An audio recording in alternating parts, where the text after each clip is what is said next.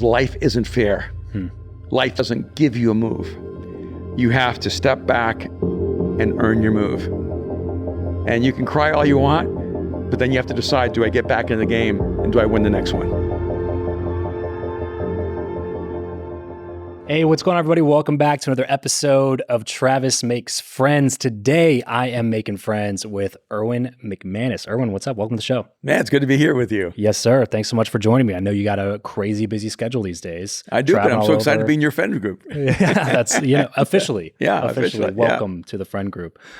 Before we get into the story and a lot of other points that I wanted to talk to you about today, I want to make sure we talk about the book because I love when people in your position decide to write books that are widely applicable to a massive audience, because you are an expert level communicator and you disseminate thoughts extremely well, and you're extremely well educated on philosophy and religion and so many other things that I like seeing books like this because they can apply to anybody, and it doesn't require a spiritual religious background. You're still going to get a lot from this book, and this one specifically I like a lot because everything starts with mindset. Yeah. So before we jump in, if you're watching or listening to this right now, be sure to go pick up a copy of Erwin's new book, Mind Shift, because I'm sure you will really enjoy that. Before we jump into the rest of the conversation, let's grab one or two quick pointers, or the reason first off that you decided to write this book and why you decided to write it now, and then maybe a couple of key takeaways that you want people to grab from it. Yeah. Really, I wrote the book as a social psychologist, and having studied human behavior, genius, optimal performance for 40 years, and realizing that's what you have your degree in. Yeah, in psychology. That's my whole background. Yeah. And what really would frustrate me a lot of times was that I would interact with people who had incredible talent and capacity and potential, and they had the whole arsenal, but their thinking was so bad that they always underperformed, always underachieved, and because I work with people who have a very small margin of error. When I work with, let's say, like Sean McVay, the head coach of the Rams, or Jerry Lorenzo, who's the creator of Fear of God, the fashion brand, or people in the business and the music world, the more you move toward greatness, the more you move to the highest level of optimal performance, you have almost zero margin for error. If you're shooting for average, you have massive margin for error. Right. And so I wrote the book because I felt like most people think they're hitting walls, obstacles, that circumstances or their background or their environment are actually what are limiting them. But it's really internal limitations that keep most of us from underachieving in our life. So I wrote the book because I kept getting the question all over the world, what would you tell your 25-year-old self? And the question would kind of irritate me because everyone asks it. Yeah. But then I thought, instead of being frustrated with the question, just answer the question. Yeah. And that's why I wrote Mind Shift. What I would tell my 25-year-old self is, if you can make these small incremental mental shifts, your life will accelerate and expand at a rate that you cannot even imagine. So Mind Shift is really about 12 internal structures that if you will go through the effort of making these small granular shifts, your life will change. Yeah. What was a surprise to you as you were writing the book? Like, was there anything that you decided to put in last minute or maybe took out last minute, or something that you learned doing the research required to put the book together? What was the most surprising piece of writing this particular book? I think the thing that's most surprising is that everything I write about is obvious after you see it. It's not obvious before you see it. Right.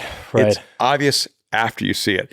And after you see it, you can't unsee it. And you go, how could I have not seen that? Yeah. Now there's no excuses to, what do they say? It was like, if you're ignorant to it, then, or if you get the knowledge and you don't do something about it, then it's 100% on you, or, I forget, I'm butchering the phrase completely, but. Yeah.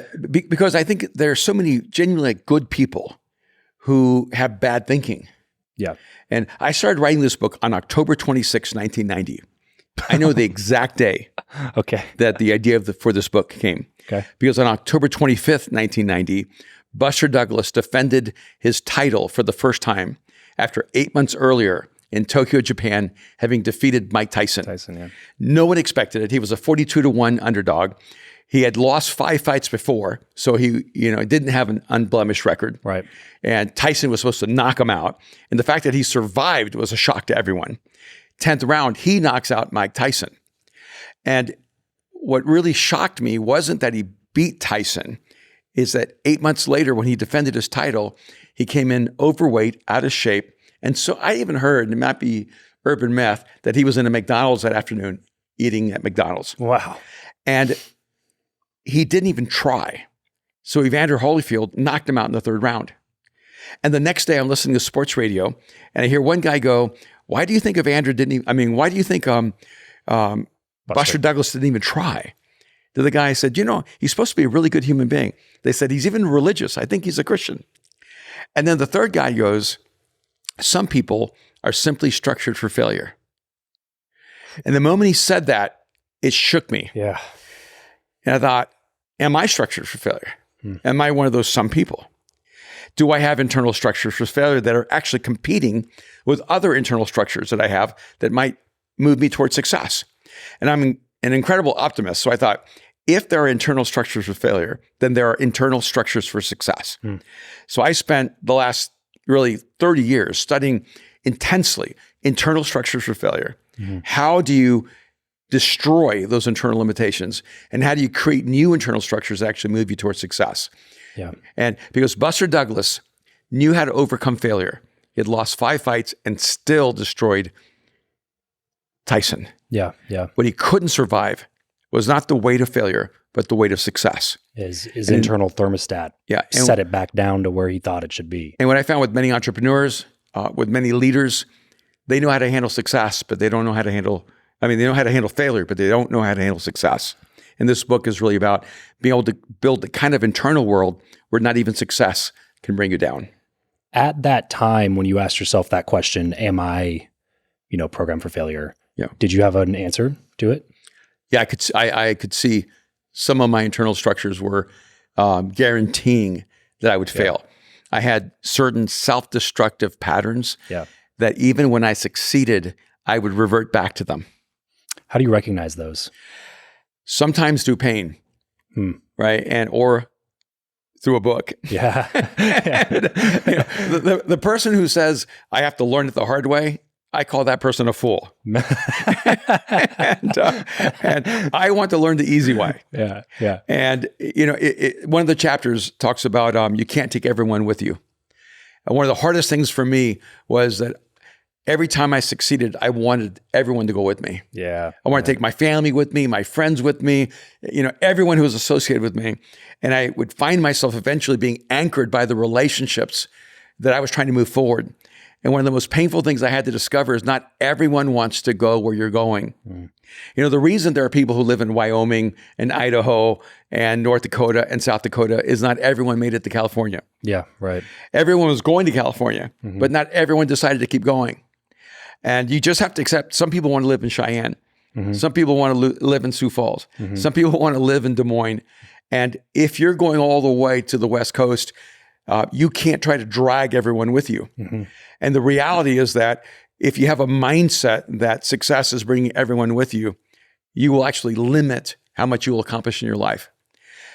You will have to accept the fact that if you're going to keep elevating and growing and changing, your friend set is going to change over a lifetime. If you're an alcoholic and you have a lot of drinking buddies, they're only going to want to be your buddy as long as you're a drinking buddy. The moment you get sober, you're going to have to make a choice. They're going to either pull you back in or you're going to have to pull yourself out. Yeah. In the same way that you have to change drinking buddies, you have to change underachieving buddies. If you're an underachiever and you're not driven toward excellence or success or some level of greatness, the moment you decide to change, all your underachieving buddies are going to be unhappy with you. Yeah. Because you're changing the rules of the relationship. The friendships begin to change. And so you have to begin to decide, am I going to keep my underachieving buddies or am I going to elevate and allow the people who want to elevate to go with me? I think a lot of people too get really scared about that for multiple reasons, but one of them being that they're just like, oh, I'm too nice and I don't want to tell them blah, blah, blah. And I always kind of look at that. I'm just like, well, I don't think you're going to have to say anything. Yeah. I just think that if you are moving down this path and they're continuing down this path, what happens over time is just this natural separation where you're just going to find yourself being with this group of friends more often rather than this group of friends. Yeah. And sometimes the indictment is you've changed. Yes. But really what they don't want to say that's actually true is you've grown. Because if you're going to grow, you're going to change. You have to change. You have to change. Yeah. And I remember one time I was in a conversation with someone that I really love and admire, and they said to me, wow, you've really changed. And they said it as an insult. And I felt it. And I wanted to say, no, I haven't. And then I took some time to reflect on it. And I called them back and I said, you're right. Yeah. I've really changed. Yes. And in a year, I'm going to really change again. In a year, I'm going to change some more. Right. And I just turned 65 and I'm still changing.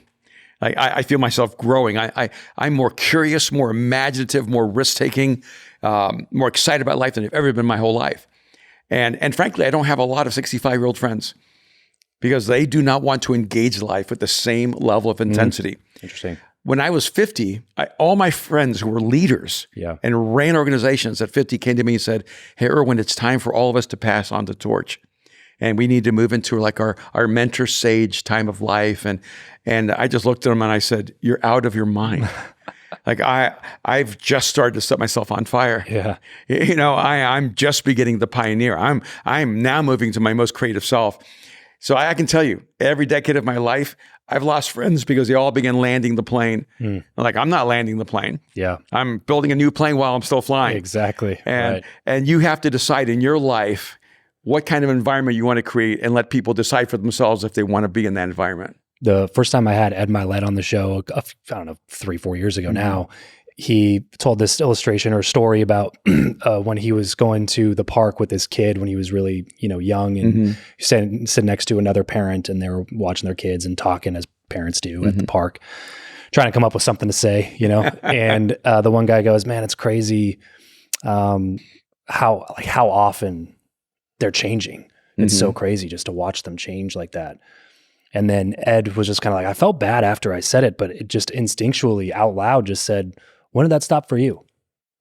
And it was just like, oops, my bad. I know we just met each other at this random park, but that's a good question, right? Is as a kid, you're constantly changing and you're taught to change and you're not only taught to, you're encouraged to continually change and become different and to learn that this isn't the path forward, that this is the path forward. And then all of a sudden, like somebody hands you a diploma at 17 or at 22, if you end up going to college, and then you're just supposed to be like, done, cool. Now I'm changed and I've learned and it's all good now. And now I'll live the rest of my life having learned nothing or having changed at all. And I think a lot of people are more comfortable just staying on that autopilot mode than confronting the things that they still have to confront. Absolutely. Yeah, one of the chapters is called You Are Your Own Ceiling. And one of the challenges in life, I'm an immigrant from El Salvador. English is my second language.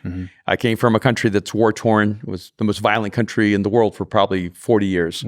I never knew my real father. My grandparents raised me for the first few years. My mom came back and got us later. I was raised by a stepdad who was involved in what we called creative underground economies, and very connected to Italian families, and who were really big on import-export. And I grew up with an alias. My name is not Erwin McManus because he took us to a police station, convinced him we had been robbed, and I came out with an alias because he needed an alias to recreate his life. I have so much dysfunction. So what you're saying is you're extremely privileged. Yes, I am. Yeah, I am because I was given so many obstacles and opportunities and challenges to reinvent myself and recreate myself. No kidding. And the whole point of that really for me is it would have been so easy to point something else as my ceiling and say, I never achieved because I'm an immigrant. Or I never achieved because, I was an outsider. I never achieved because I never knew my real father. Or I never achieved because of this or that. And the reality is that when I was younger, I had a very strong internal victim mentality. All this is happening to me. I was in a psychiatric chair when I was 10 years old and in and out of a hospital at that age. I was depressed and really psychologically just really shattered. And I had to make a decision in my life that nothing that happened to me could define me. And I made a decision that I was my own ceiling. that no one else was ever going to be blamed or responsible for what I did or didn't achieve. And it was the most empowering thing in my life, because the moment I took responsibility for my life, I also took the power to change my life. When you give responsibility away, you've also given away the power. Why do you think you chose that path in spite of everything that was happening, where a lot of people have a similar background and they go the opposite path? Yeah. Do you think that that's largely personality driven? Is it something that you learned? Were you seeking it out? Why did you make it this way and other people choose something different? I actually think it's the mental structures that are developed. One of the great advantages I had, speaking of all those disadvantages, was that at the age of 3 in El Salvador, my grandfather started teaching me chess. Oh, really? Okay. And he would beat me in 6, 7 moves and checkmate me because I'm 3. And my grandfather was merciless. Yeah. And I would cry and say, "Poppy, let me have a move." And he would say, "When you earn a move, you can have one." So he taught me at the youngest age humanly possible that every choice I make has benefits and consequences. If I make an intelligent choice, it expands my future. If I make an unwise choice, it limits my future. And that mental construct affected everything in my life. And I think the problem sometimes is that you're raised with all these challenges in your life, but you also are taught that you're a victim rather than you actually have the power to impact everything around you. My grandfather put something inside of me I'm really grateful for. He didn't let me have a move because life isn't fair. Life doesn't give you a move. You have to step back and earn your move. And you can cry all you want, but then you have to decide, do I get back in the game and do I win the next one? It took me years before I ever won my first game. So I learned early on, I'm going to fail, I'm going to fail, I'm going to fail, I'm going to fail. And if I'm not willing to fail, I'm never going to succeed. I lost so many times until I could get that first win. But man, when I got that first win, it was hard to go back. Yeah, sure. You brought something up that I want to touch on a little bit because I think there's kind of 2 schools of thought if you look at it from a polarity perspective, where there's one group of people that would say that you are largely, like, you as a person are based on circumstance, who you were born to, the environment that you were in, the culture you were raised in, part of the world you were raised in. You're a product of circumstance and environment. And then there's people on the other side that are, you're a product of your choices. And I think that largely it's probably a combination of those 2 things. And whenever you take 2 opposite, polar sides, it's usually something closer to the middle. But I'm curious to hear your perspective on that. From being somebody who is now deeply religious, and you're the pastor of one of the largest churches in the country, and that's been a huge part of your story and your career and your life, so to speak. Where does the buck stop? Like, if you're born into this particular thing, where does it all of a sudden become like, well, now you're choosing it, and how do you get out of that if you are in the thinking that you were a victim of your circumstances? Sure. Well, there's 2 sides to your question, so I'll hit one side first. Yeah, please. And when you have the dichotomy of, is it your environment or is it your choices? And I definitely fall into the category of your choices, because I believe in the power of human agency, and I think scientifically I can prove this, because you can have 2 people in the exact same trauma come out completely different. Yeah. 2 people in almost identical circumstances come out completely different. So when you can actually mitigate the environment and go, all right, when people make the same choices, they seem to go in the same direction. But when people are in the same environments, they don't go in the same direction. They go in the direction of their choices. And so I'm not saying that your circumstances don't make it harder. Sure. Or make it easier. But the problem is this: if I make really good choices and my life comes out really well, you can rewrite it and go, yeah, but he had this advantage and this advantage and this advantage. And if I make really bad choices and things go really poorly, you go, yeah, but you had this going against you and this going against you. And the reality is that there are entitled people who have lived really underachieving lives, and entitled people who have lived extraordinary lives. And there are people who are born in poverty who have been trapped in poverty and people born in poverty who find some way to overcome it. I do think that opportunity does not fall equally in the world. Yeah. And that's why I feel like one of my roles in life is to try to help people have as much opportunity as possible. Yeah. Because I worked with the urban poor for at least a decade in my life. And I found that there are many people who have internal determination, but lack the social opportunities that others do. And I feel like a part of our social responsibility is to make sure everyone has an opportunity. Yeah. But you cannot give a person determination. If you give a person opportunity and they lack determination, that opportunity will never create the outcome you want. But then you actually mentioned my faith, in that I'm a pastor of Mosaic. And frankly, this is where I became super frustrated because I didn't grow up religious. I didn't grow up with a faith in that sense. But I would hear Christians say things like, if God wants it to happen, it's going to happen. And I'm going, where did you get that fatalistic mentality? And I wrote this book in much part because I think so much of the thinking in the world of faith, it's such bad thinking. Yeah. And and people, I'd go to meetings and there'd be almost nobody there, and somebody'd say, everyone that God wanted here is here. And I go, no, this was terrible marketing. Yes, exactly. And so I am the least fatalistic person in the world. I actually think we have the power of agency that humans create, and that the future doesn't happen to us. The future comes out of us. That in the same way that silkworms create silk and bees create honey, humans create futures. That's what we're designed to do. Yeah. And I would never want a human being to relinquish that. And so if you go, yeah, but this is my environment, my circumstances, I go, yes, it's unfair. Your situation is worse than someone else's or worse than mine. It just doesn't change the rules of the game.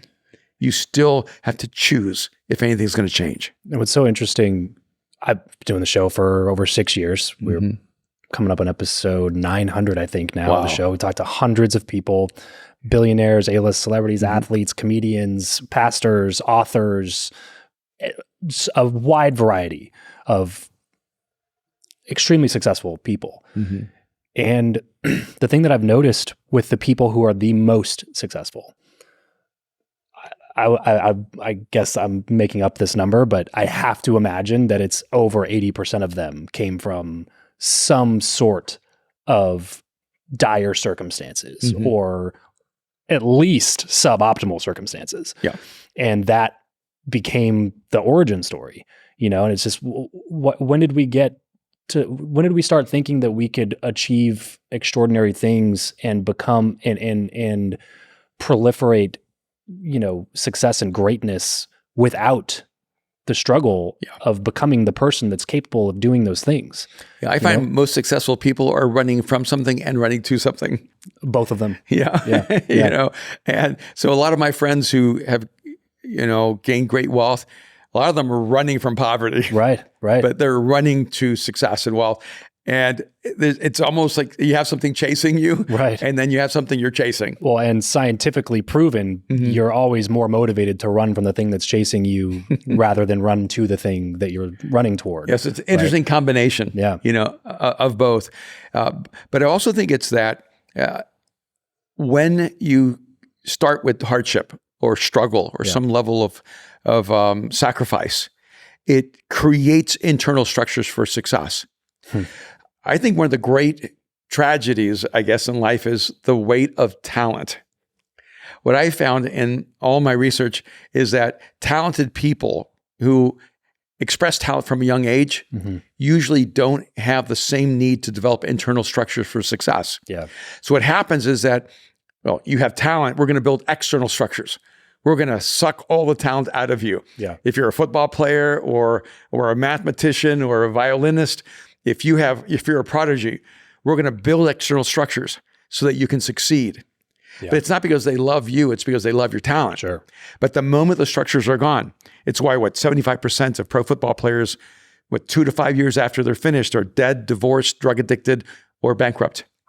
And it's because those external structures were there and then they're gone, and they do not have the internal structures for success. See, I didn't have the curse of talent. and like other people in my life. Yeah. And I didn't have the curse of being a super athlete or being a super intellectual or having a super artist and someone saying, we got to build a structure around this talent. Yeah.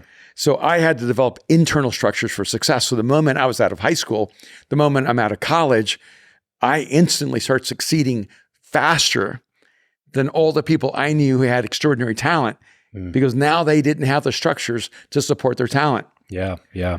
And so I look at it and I go, man, I hope you don't get the curse of talent when you're young. Yeah. And if you do, you need to develop internal structures for success. And a lot of what I do in coaching a lot of high talent people is trying to help them build internal structures before those external structures are gone so they can keep succeeding. Yeah. Because if you don't have the blueprint or the outline for creating more success, then you're only relying on what you have naturally. Yeah. Right. Which is a scary place to be because then again, you're put under the consequence of not being able to change anything about your life. You don't have any agency, you don't have any power to change it because you're only relying on your talent, which you only have a finite amount of. You can't create more talent. You can get better through work and building structures to help you get that way. But if you're just relying on that one piece, then you get what you get. Yeah. And this reality is extreme. I mean, I said, I bought a cup of coffee for a guy who was living out of his car who had made, I think, over $100 million as a pro athlete. Lost everything and wasn't even quite 40 years old. And so this isn't just a secondary issue. If you do not develop internal mental structures for success, you will eventually become your own worst enemy. No kidding. Yeah. No kidding. Okay. I want to get a little bit into your background here, Erwin, because you kind of touched on it earlier. English second language, no father.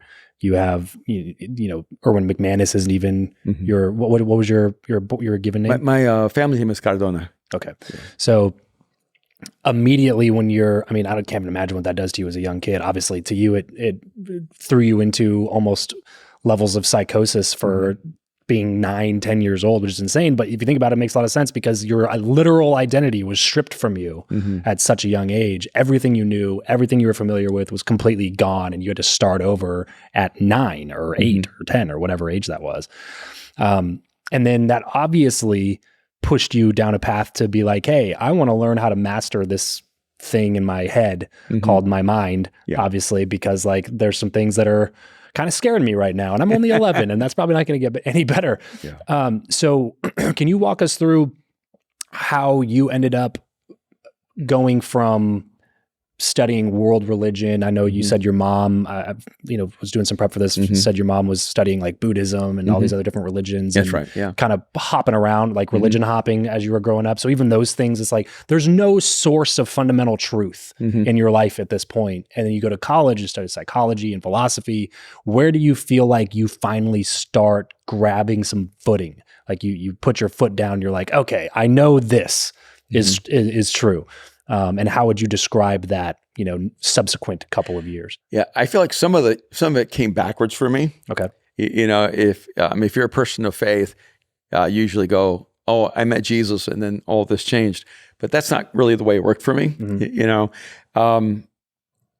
I think I read pretty much every mythology book in the library by the time I was in 6th grade. Okay. And I was reading these physicists who were also science fiction writers like Isaac Asimov and Robert Heinlein and Ray Bradbury and Andre Norton.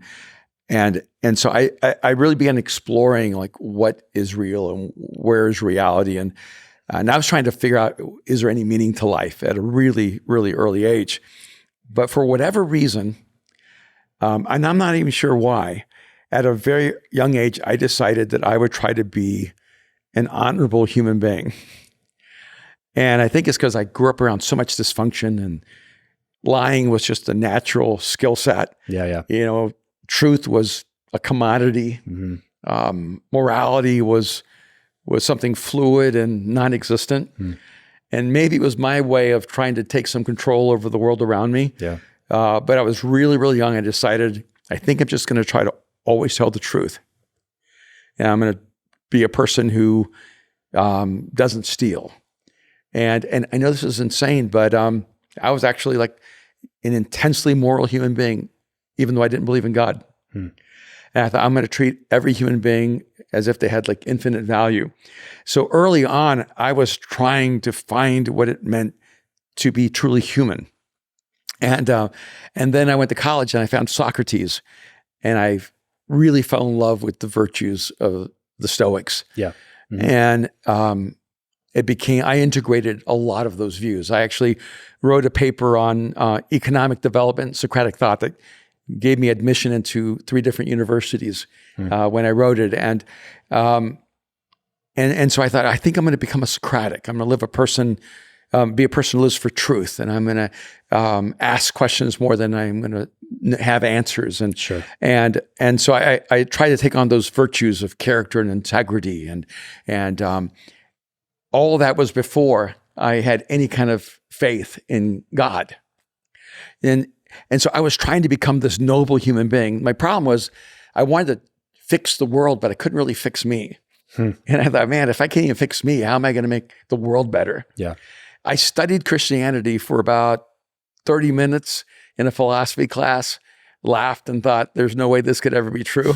So I discounted that really fast. Yeah. I was much more interested in probably like the teachings of Marcus Aurelius and all those, Epictetus and Aristotle, and was really just, I think, enamored with the ideals of Greek thinking.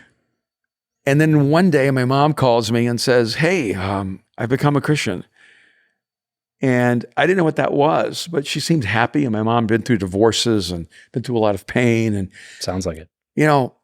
Her happiness made me happy. Sure. And so I said, that's wonderful. I had no idea what that meant. I thought she joined the Peace Corps, became a humanitarian. I didn't even know it was connected to a religion. Right. But she was happy. So I realized I wasn't like against religion. I just was indifferent to it. Yeah. And then I went home for spring break and found out she was going to a church. I didn't know churches existed. And I'm like, what are you doing? And then she had my sisters going, and I thought, well, is this like some kind of sect or what's going on? And then my brother's an atheist, and he's about 2 years older than me. We go home for the summer, and he starts going to church. And he's an atheist. I mean, he's a hardcore atheist. I'm a mystic. I'm soft. Sure. I got a goopy middle. He's got a hardcore middle. And all of a sudden I see him reading a Bible, and I remember calling him a hypocrite. And I said, what are you doing reading a Bible? You're an atheist. That's so hypocritical. Yeah. And I said, why are you going to church? And he goes, beautiful girls and great volleyball. And I thought, I could use some religion. Doesn't sound all that bad. Yeah. So there was no noble pursuit, in that, and so I started dropping in to play volleyball and to meet beautiful girls. Yeah. And met really interesting, beautiful people. I had a positive experience. I know a lot of people had a really negative experience when they encounter church or Christianity or Catholicism. I very fortunately had the opposite experience. I'm basically, 20 years old, meeting really beautiful, kind, generous people. Yeah. And I'm like, wow, they're just too good to be true. Sure. Where it's shocking for you. It's culture shock for you coming from your background. So I argued, because I'm a philosopher, so every one of them are like disproving God.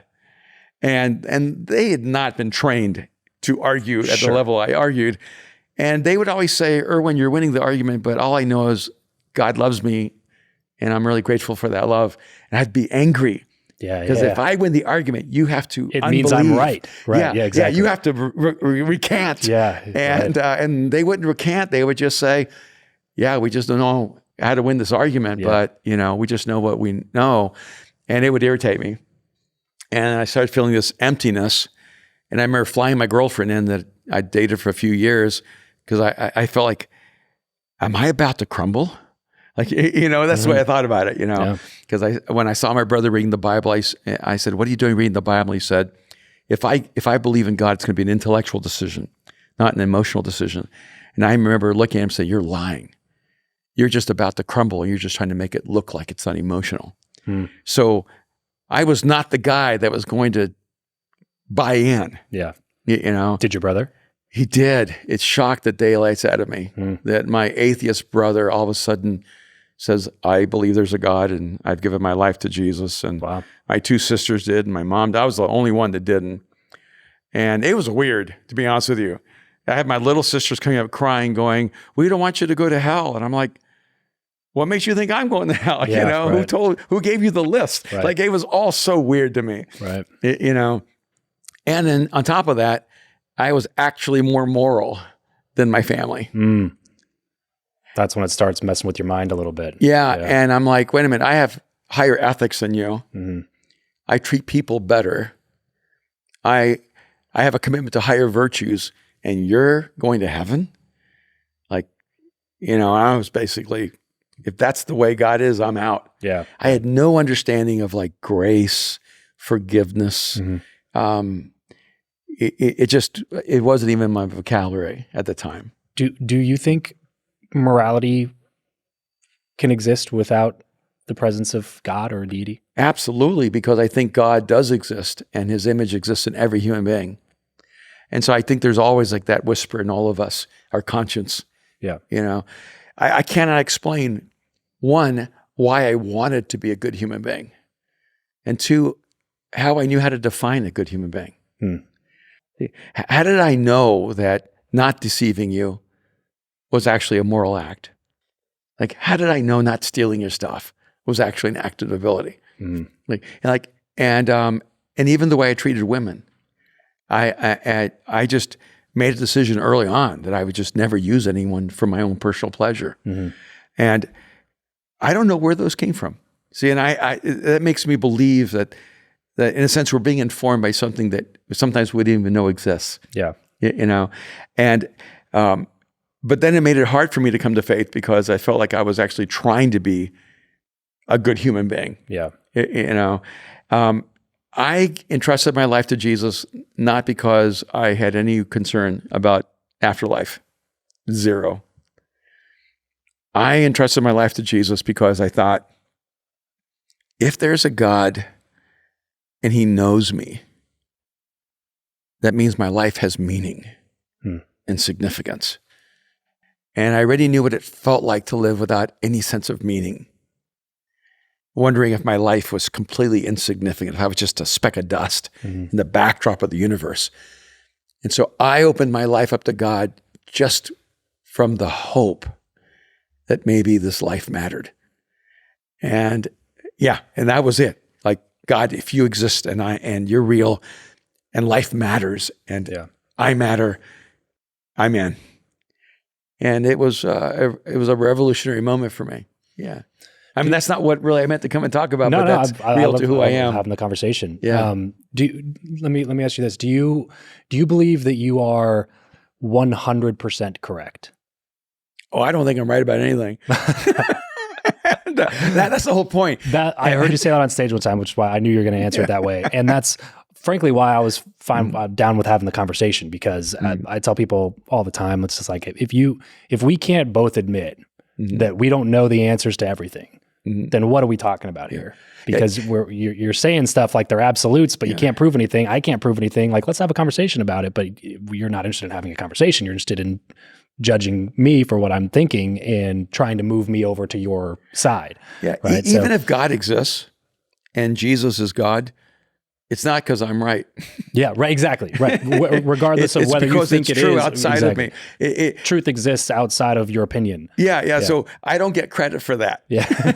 Right. I don't even really know my real name, man. I misspelled my name because no one taught me how to spell it. I haven't been right about anything really pretty much my whole life. Yeah. And I just know that what connects us together are the same longings. We all long to be loved, sure, to be connected. We all long to find meaning in our lives, and we all long to make progress, to grow, to become something. And I think we're connected in the questions far more than we're connected in the answers.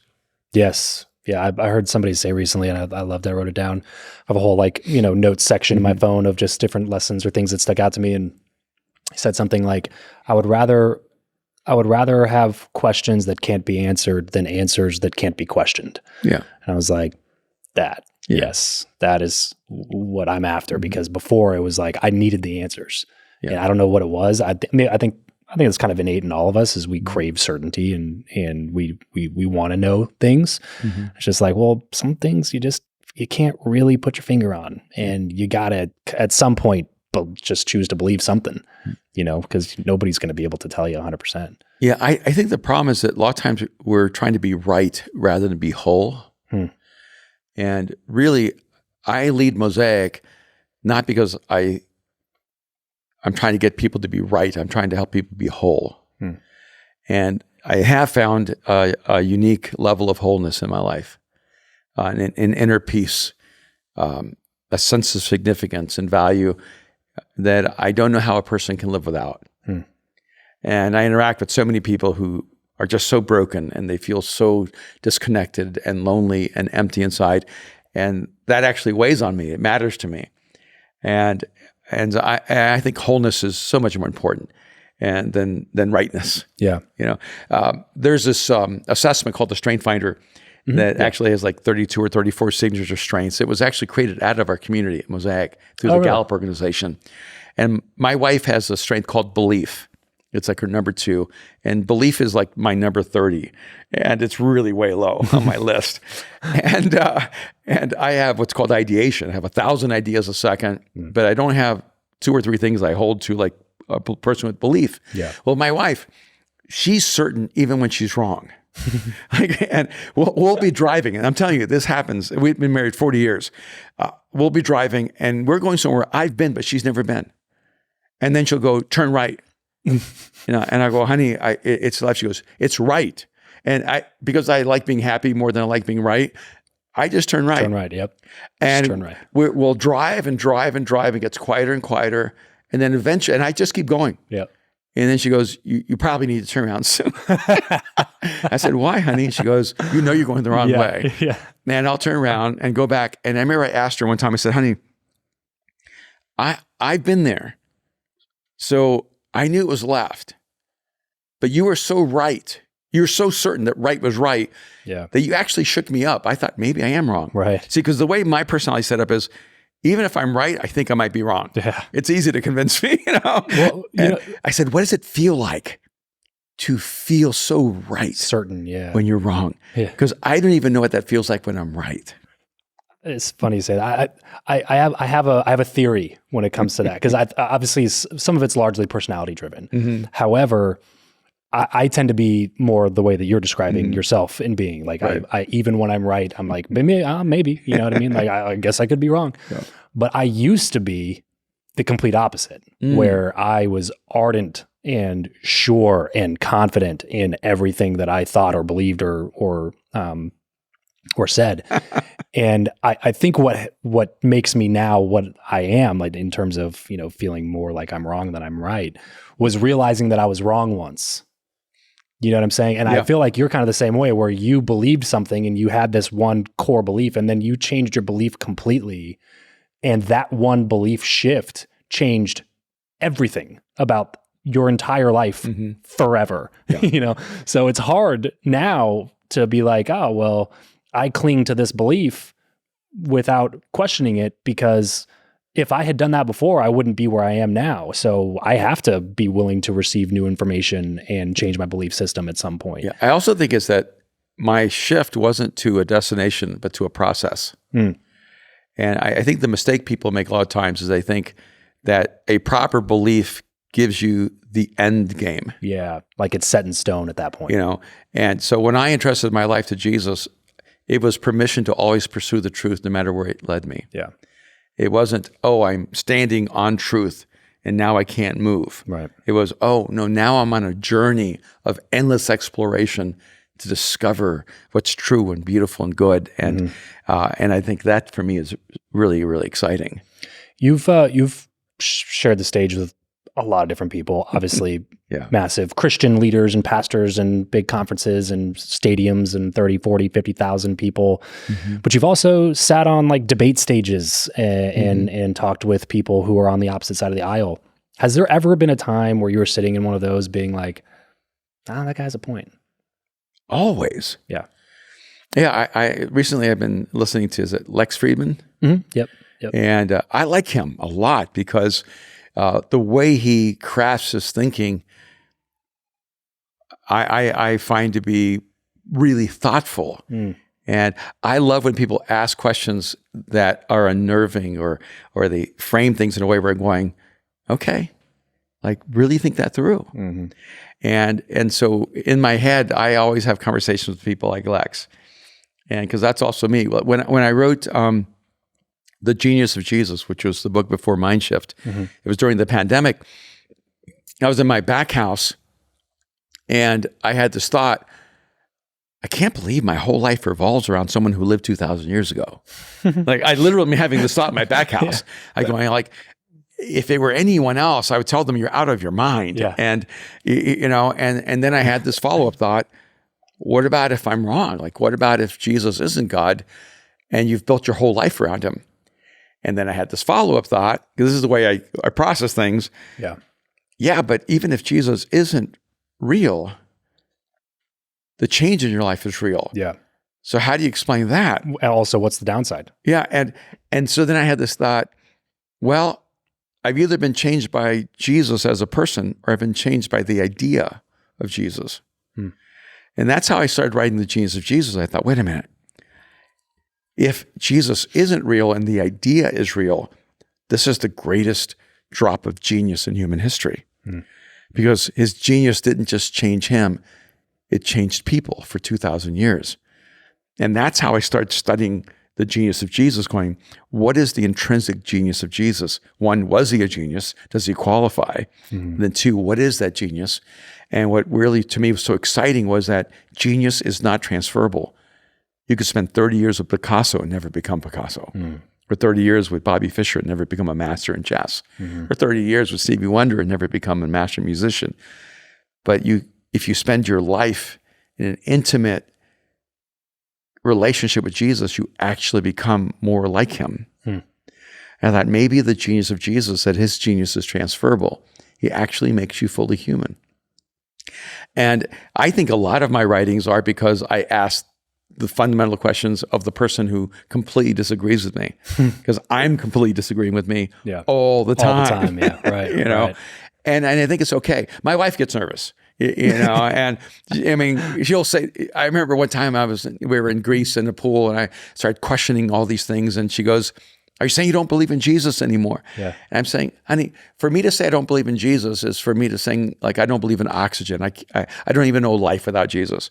But I can question everything. See, Jesus isn't worried about that. God isn't nervous about my questions, And if he is, then he's not a really good God. He's not a big enough God. Correct. And so, yes, I've sat around people who believe the exact opposite. In fact, at the 100 million, Walter, he's supposed to have the highest IQ in the world. At least that's what he tells us. That's what he says anyway. I think 197 or whatever. Something like that. And I remember he sat down next to me after the first time I spoke there, and he said, I was told that we need to talk because a meeting between us is inevitable.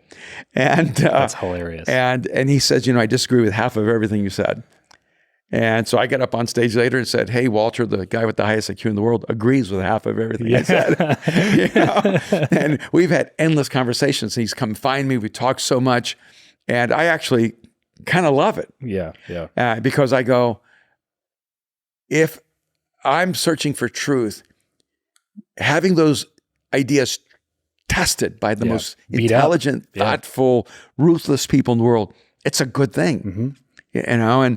And I think that's, to me, exciting. The truth doesn't run from questions. No. And also, humility doesn't run from questions. Like arrogance is afraid to be questioned. Right. And see, any truth where I might be right, I don't own that truth.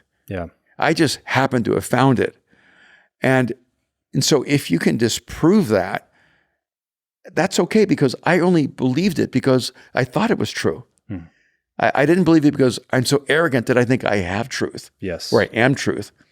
I'm just in the best posture I can as a human being, grabbing the truth that actually makes me whole. So how can you question the big beliefs in life without losing everything about your identity? Or is that kind of necessary in order to question those things to begin with, is to be willing to lose your identity? No, because moving God out of it, I believe in generosity. Like, I believe that generosity changes people. Yeah.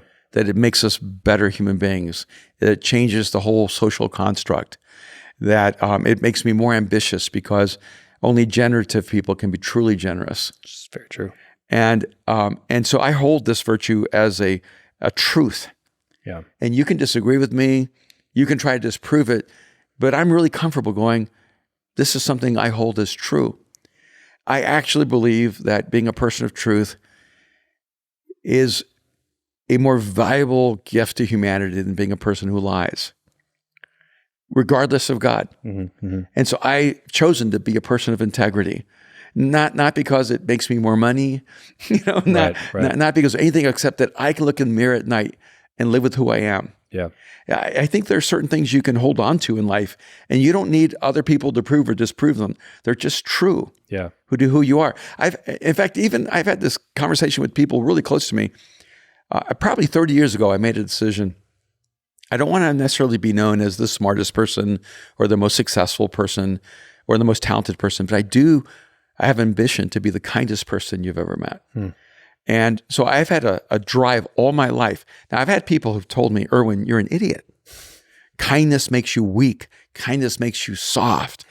Kindness is a disadvantage. And I can tell you, I've been in situations where kindness was a disadvantage. Yeah. It didn't change my commitment to this as a personal virtue in my life. Sure. Do I believe in God? Absolutely. And in fact, I was at this event. It was like TED. It's called Renaissance. It's all these intellectuals who are hippies, and, super rich. Basically TED with drugs. Carmel. Yeah, it's TED with drugs. That's true. And sandals. And I thought, I brought my wife and I said, I love being in environments where everyone's an atheist and no one knows me and I don't have to relate to them from, being a pastor in any way. Yeah. Within 5 minutes, I'm in the coffee line. Somebody recognizes me. And they come up to me and they go, you're McManus, right? And I go, yeah. And they go, you really believe in God? And I go, I do. And they go, do you really believe that God made the sun stand still? And all of a sudden, a crowd gathered. This is in my first 5 minutes there. They go, don't answer that question until we get our coffee. We want to hear. So now I have a crowd. And I'm looking at these hyper-intellectuals. And I said, did you just ask me, did God make the sun stand still? And he goes, yes. And I said, I don't know if you know this, but the sun does stand still. It's actually the earth. Yeah. That rotates around the sun. There was a guy.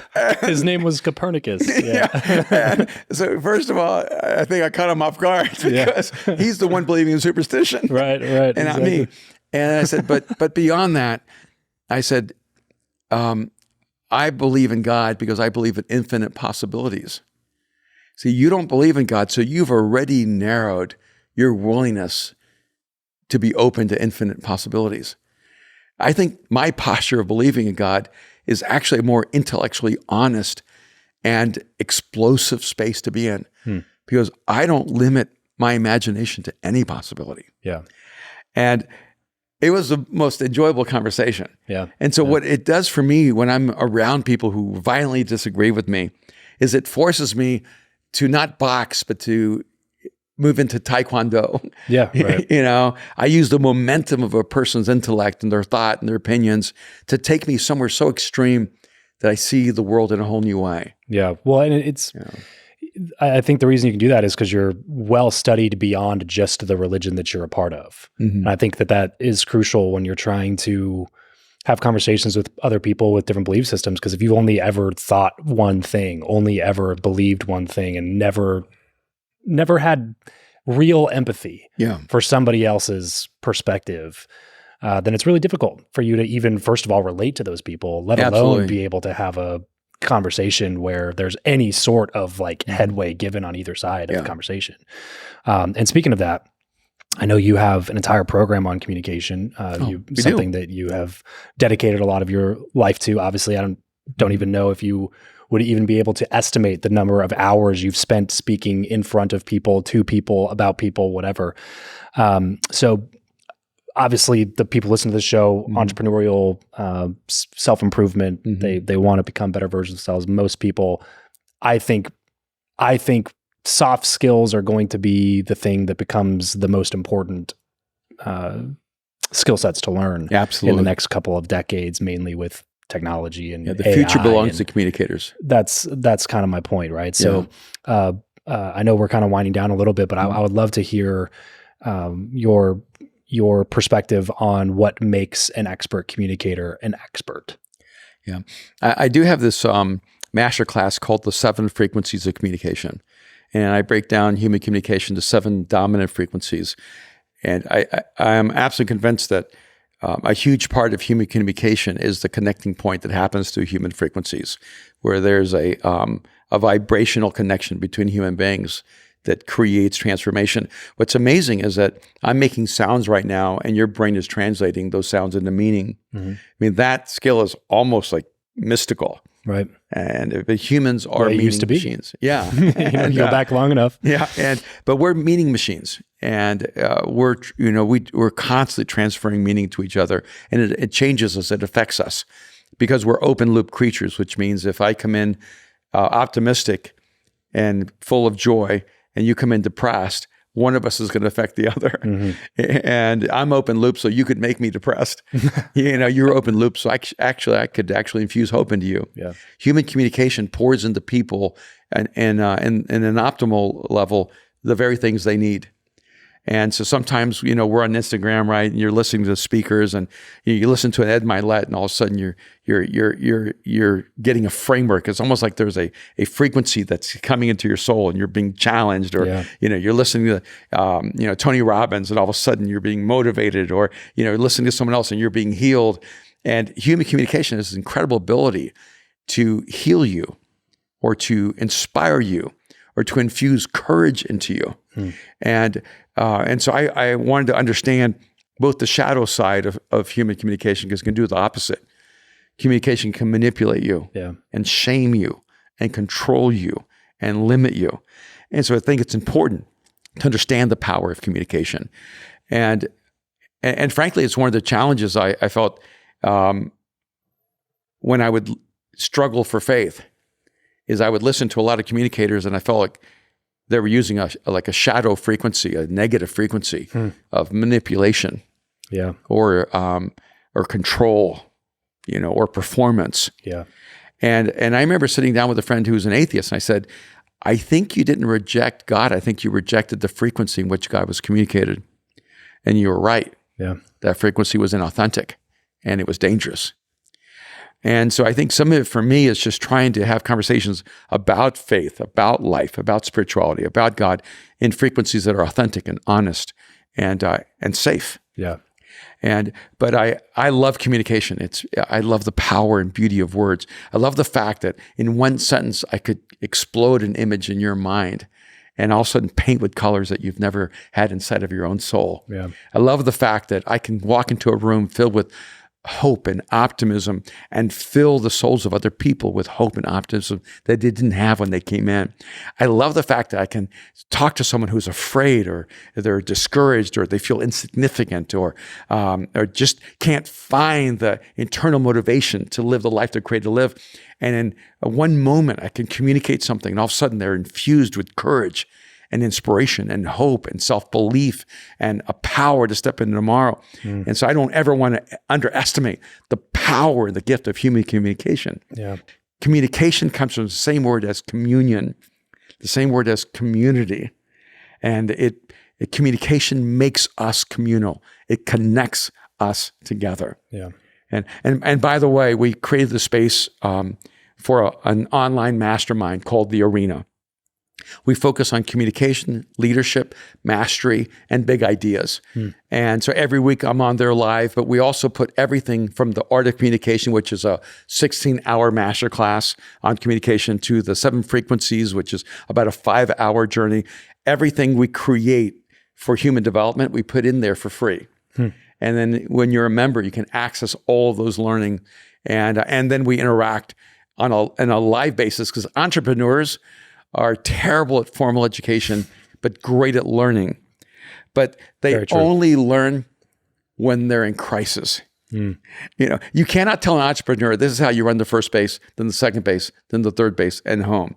It's in between second and third base, the entrepreneur goes, all right, how do I get the third? That's because they weren't listening when you told them. That's right, they weren't listening. Yeah, exactly. And so I thought, the future of education is dynamic learning. And so we created the arena as, to me, it's the alternative of the future education of entrepreneurs. It's not Harvard, it's not Yale, it's not Princeton. It's environments where people who actually do it are teaching people who are doing it.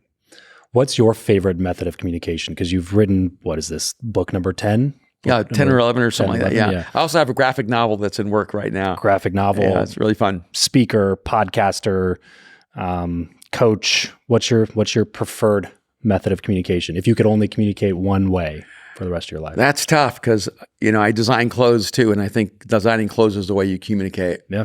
And everything for me is storytelling. I think I'd have to say writing. Because I think when I'm speaking, I have the most short-term effect.